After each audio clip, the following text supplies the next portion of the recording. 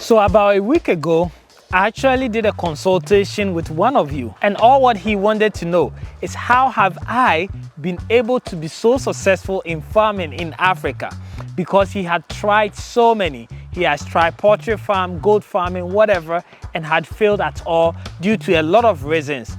I want to share with you guys what I shared with him on that call. And therefore, if you want to be a farmer in Africa and you actually want to succeed, trust me, it is not easy. And I have listed about 5 things that have helped or contributed to my success here at Farming in Africa. And I want to share it with you guys all for free. So stay tuned if you want to be a farmer and you want to learn some tips from me.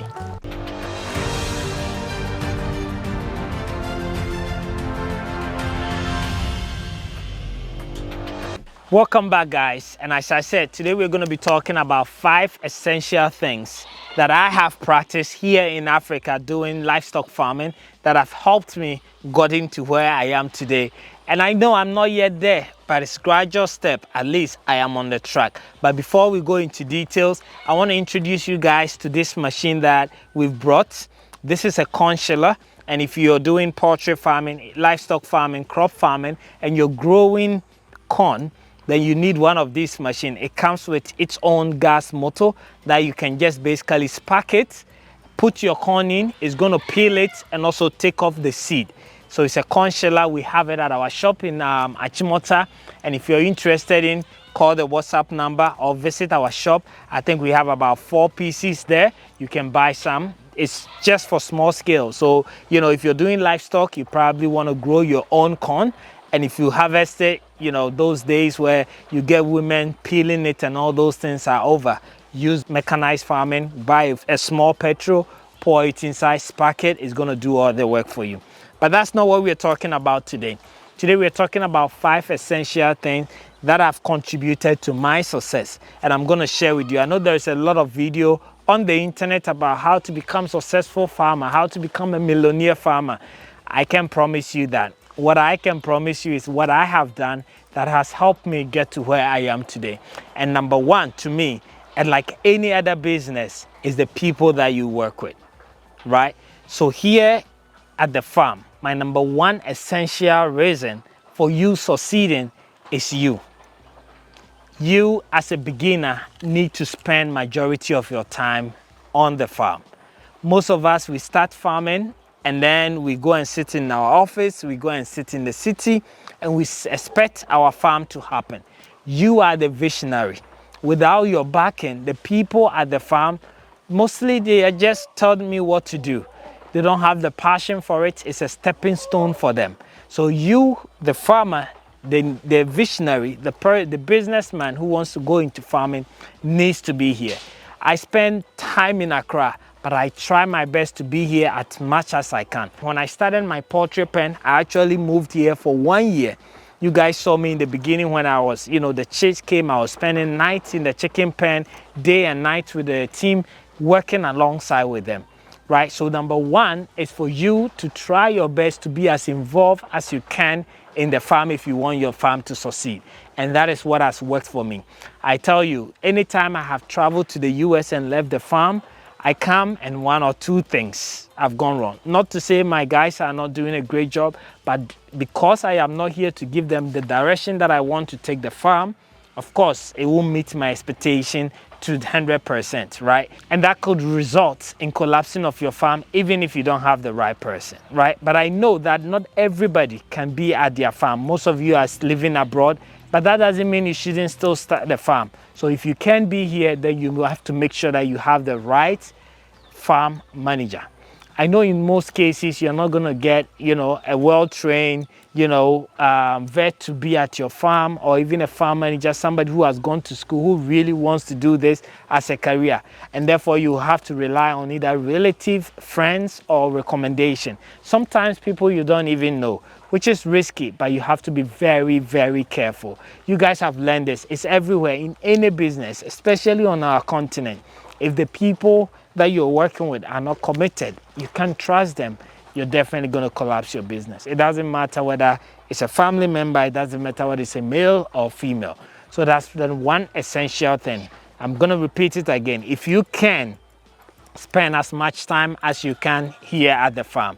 If you cannot and you have to hire somebody to take care, make sure you put in the effort to invest into the person to make sure that this person is the right person to take your vision to the next step. Which leads me to my point number 2, which is how you treat your workers. Very important, especially the laborers. Most of the time we forget about them and treat our farm managers with respect, friendliness, and we look at the people that are actually doing the work. We don't even give them a face. But don't forget, those are the people that have contact with your business. Whether your business is a product or is a service, they will have either contact with the product or contact with the people, which are your customers, and therefore it's very important not to overlook them. So take care, because remember, last year I had issues where people would just leave my farm, and I showed you guys, they wouldn't even tell you, and at the end of the day they would just leave your flocks, whether goat, cow, sheep, whatever you have, and they would just go. How I found farming in Africa, I was going through my TikTok. You know, the youth now is TikTok. It's TikTok we do it. And I had to Google on goat farm, and then the first search I had was on farming in Africa. And then another friend also recommended farming in Africa to me because he tried to start and then it failed. So he said, "Oh, I looked at these people. You can also check them out." So I was always watching and watching and watching. So my advice is that, as I'm doing, do same. I'm benefiting from it, so I also want you to benefit. So go to their YouTube channels, subscribe. You can have them on TikTok, LinkedIn, or Instagram, Facebook, anywhere you want to. Thank you very much. So please make sure that you're treating people that you work with very kind, because most of the time they are the biggest risk, because your manager might probably not be 24/7 at the farm as these guys should be. So number 1, hire the right manager, be at the farm if you can, and number 2, treat your workers well. If you treat them well and you show them respect, at least they will give that same respect back to you if they are the right people or good people in general. So let's move on to point number 3.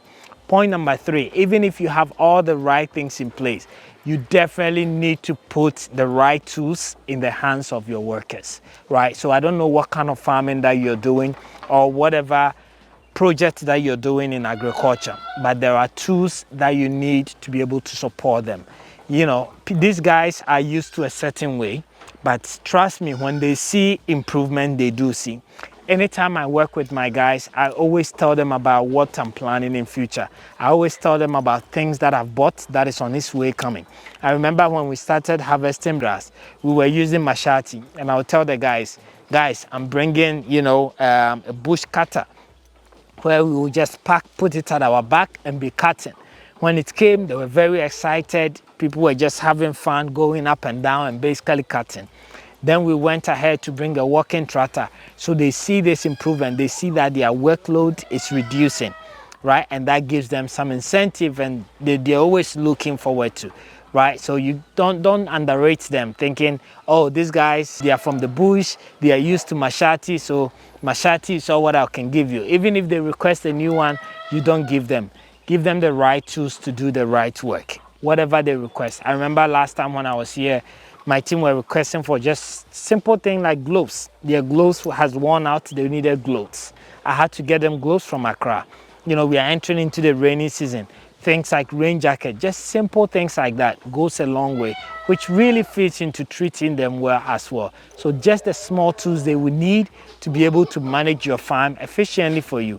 I know they don't bring you back money, but they are investment to yield a better result for you and give you peace of mind, because if your workers are happy, then you can also sit wherever you are and relax knowing that things are going on as planned. So let's move on to the 4th one. So you guys know me and you probably are guessing what I'm going to talk about. So my 4th point is about feed and water. Sometimes we think, especially cows, we just allow them to roam and roam and roam without even giving them water. And they drink dirty water as well, even if they find water. All those things doesn't help you yield the results that you need as a businessman. Whatever you fill them is what they're going to produce out for you, right? So getting your feed right, you're able to feed them with the right amount of food and the nutrition, then they're going to grow better and you're going to yield the results. Water, they're just like human beings. As we all eat every day and go by our daily activities, we all need water to drink. The same like the animals, guys. So let's make sure that we have water and we have food for them. You know, I did a video about how tough it was for me to drill water at my farm. I actually drilled 3 times. One cost me 9,000 cedis. I drilled 3 times before I finally got water into my farm. And I've done that video. You guys can go and check it out. I think it's called Sources of Water at My Farm. You can go and check it out. But water is very essential. Drill your bowl. Sometimes, you know, we focus so much on the animal, buying the stock, and not doing these small things that is actually going to help them grow and yield the results, right? So clean water, good nutritious food is my point number 4. My last point, which is point number 5, is your farmhouse. You need somebody to be at your farm 24/7. That is a mistake that I did initially, where we were just moving from the town to the farm. And even though I've never experienced theft, I will always come back to something that's different, whether the cows decide to break down and escape, or somebody came here, shot a gun whilst hunting, different things, even though it was never theft. But you might not be as lucky as me, you might actually experience theft. Try to invest into something small so that your workers can stay permanently at the farm. They will serve as security for you. They will also be here in case of any emergency or you have any issue to be able to help you out. So invest into a farmhouse, and that could save you as well. These are the 5 things that I have done over the years at my farm that have gotten me to where I am. It might work for you. Take what is wealth, take what can help you, twist it, add yours to it, and make it work. But my goal here is to help you become successful, especially most of you that are living abroad and trying to do this here. Because if you succeed, then you can recommend to other people and we can all grow. But if you don't, then there will be a lot of discouraging in the system, and we will forever neglect agriculture in Africa. Thank you guys so much for watching, and let me know in the comment below what you guys think.